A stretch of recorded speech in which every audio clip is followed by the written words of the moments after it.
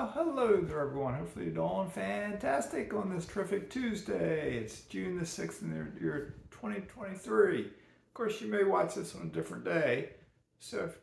Hopefully you're having an outstanding time, whatever day of the week it is, or what time, no matter what time it is, daytime, nighttime, evening, morning, whatever. It doesn't matter. Yeah.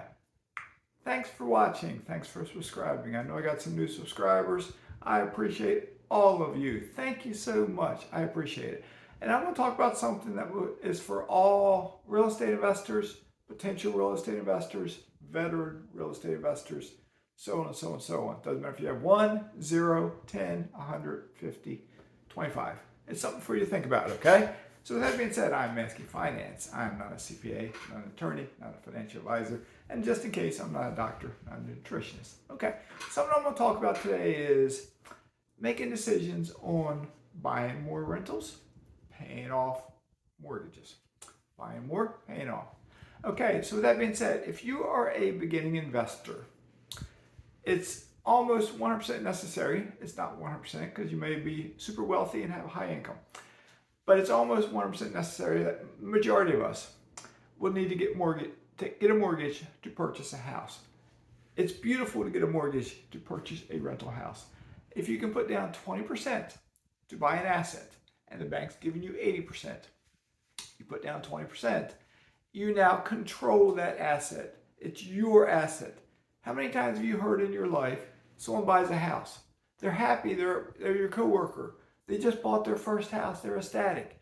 They might have put 3.5% down. They might have got a VA loan, put 0% down. They might put 5% down. But they're happy they own a house. Do they really own it? They put so little down. As an investor, you put 20% down. You own 1/5 of it. But the bank, other people's money, they own 80% of it, and you get 100% of the rent. You get 100% of the appreciation. You get 100% of the tax benefits. And your tenant can pay, if you run the numbers correctly, 100% of the principal and interest and the taxes and the insurance. There's nothing better than that. So getting a mortgage on properties is a great way to grow your real estate portfolio. Now, with that being said, I'm different than a lot of other real estate investors, okay? I have watched YouTube channels of some who might have 200 units, 150 units, some have 13 units, and they all want to grow bigger, get more. I'm the sort of person, I say we all need to slow down sometimes, smell the roses a little bit, enjoy life a little bit better, okay? I'm also financially independent. I'm also living off my investments. That plays a part into my decisions of what I want to do. Because I've been debating paying houses off, buying more. I just paid one off recently. I had a very small balance due. It was like $25,000. So I paid it off. The principal and interest payment was only $143. So it's not like it gave me a huge boost in income, but it is a boost in income. And it's one less debt to pay. And I take that principal and interest, that extra $143, and now I put it towards another mortgage so I can pay that one down. Okay? So, but why would you want to pay houses off? Why do you need to think about that if you have 0 rentals, or if you just have 1 or 2 or 3? Why do you need to think about this? Because you need to think about an exit plan for your employment. If you're working a job and you're investing in real estate, you're going to start thinking about financial independence, right? And trust me, the day's going to come. You will be financially independent. I did it in 4 years with real estate. I went from 0 rentals to 25 rentals in just under 4 years. I was financially independent. Something that no one ever told me about, and something I didn't factor into my equation per se, was the fact that if all my rentals gave me this income, sure, I might not get all the rent on any given month, but I would get a good chunk of it.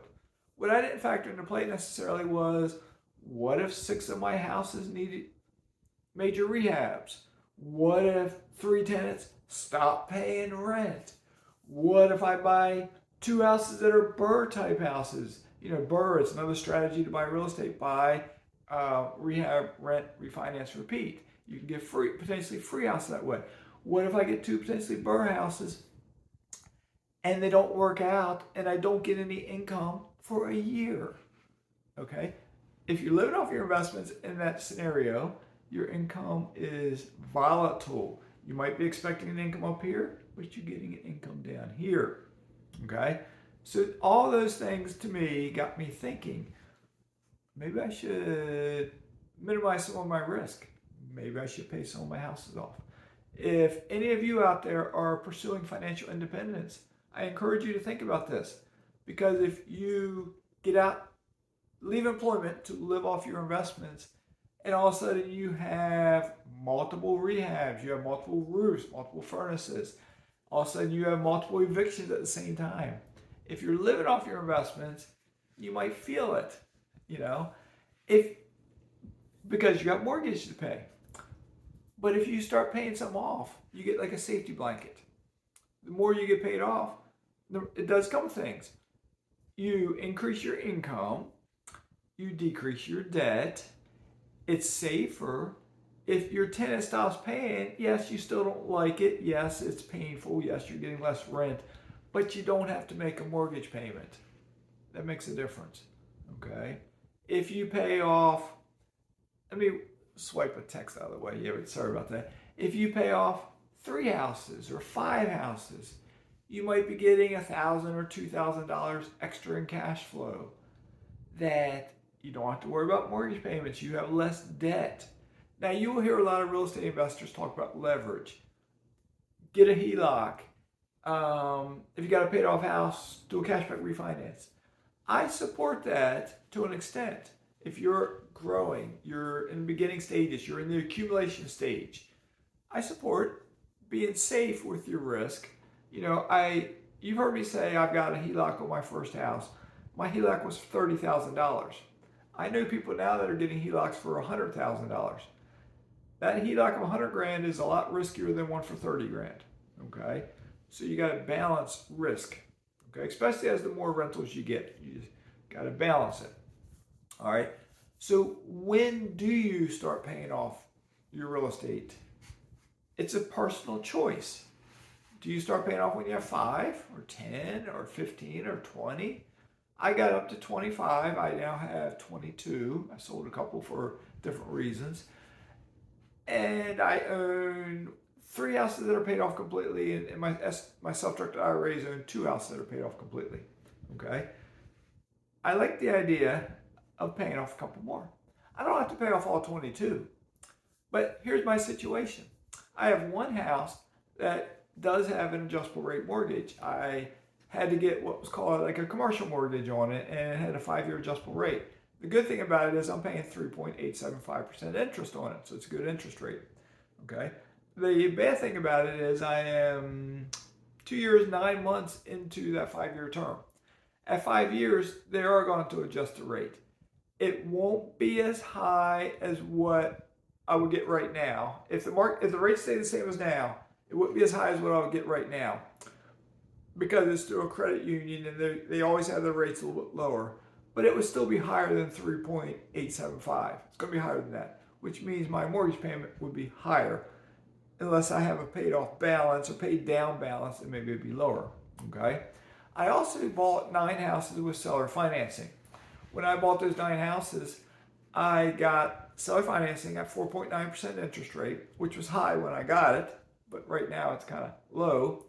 And I had 30-year amortization, but I have a 15-year balloon, meaning at the 15-year mark, whatever I owe on the houses, I have to pay them off. I also have no prepayment penalties. Okay. That one house I paid off the $25,000 balance. That was one of those 9 houses. I also last year refinanced one of those houses because it was when I bought it $49,500, $49,900. I put $11,500 into it, so about $61,000 all in. I got it appraised. It appraised at $160,000. So I did a cashback refinance. I pulled a chunk of cash out, but it also increased my mortgage payment quite a bit. Okay, but I'm still cash flowing. All right, that's the name of the game. You got to have positive cash flow. All right.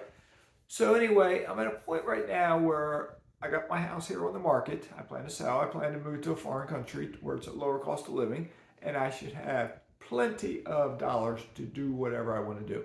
I could live a comfortable lifestyle there. I could, if you come down and meet me, I'll treat you to dinner. I'll treat you to lunch. Okay, because I'll have that kind of money. I may rent a boat. I may rent an airplane. I may go skydiving. I may go zip lining. I may go whitewater rafting. I may go hiking because I will have the money to do more recreational type things. Okay? Now, with that being said, what Maskey will probably do is Maskey will probably buy some more investments, but he's also going to pay down some debt.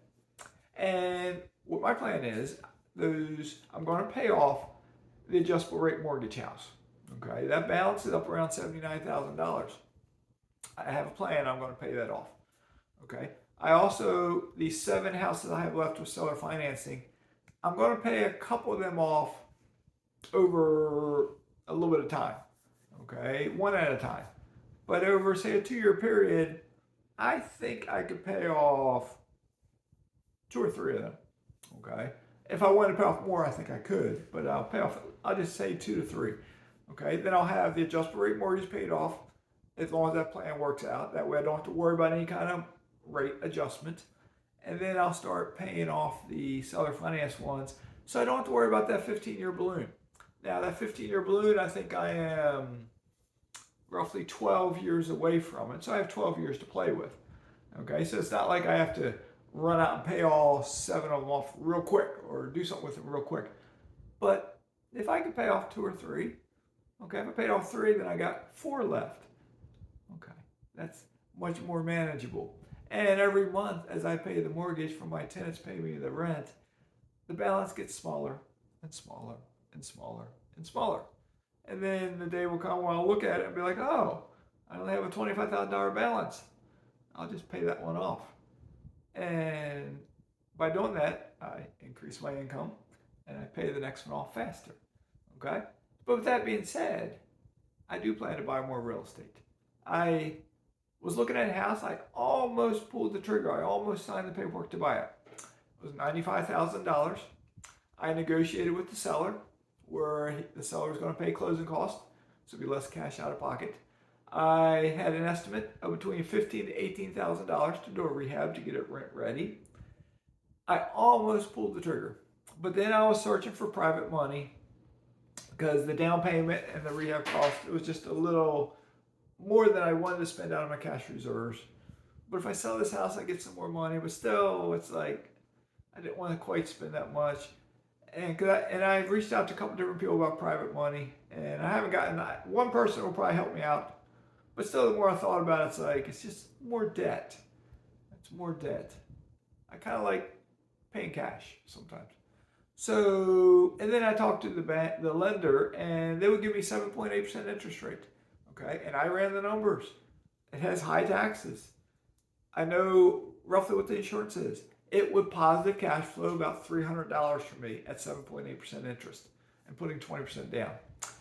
But then the lender told me I had to have an entity. I had to buy an LLC or something because it's a non-QM lender. And it seems like more of them are doing that now. You have to have an entity. So if you're interested in buying a house, odds are you can get better than a 7.8% interest rate if you're not topped out. But if you're interested, reach out to me. I'll put you in touch with the seller. And maybe you can negotiate a price that's even better than what I got. Maybe you got a lender. I got a lender up in New York that if you're not topped out, they can give you a better rate, I think, than 7.8%. Or maybe your lender, wherever you're at, can give you a better rate. But if you're interested, just reach out to me. All right? So that being said, hopefully I've given you something to think about. Think about paying down some debt and paying some houses off before you get too big, because the bigger you get with more debt, you're increasing your risk. And you just need to bring it back down. So that being said, have a great day. Maskey's signing out.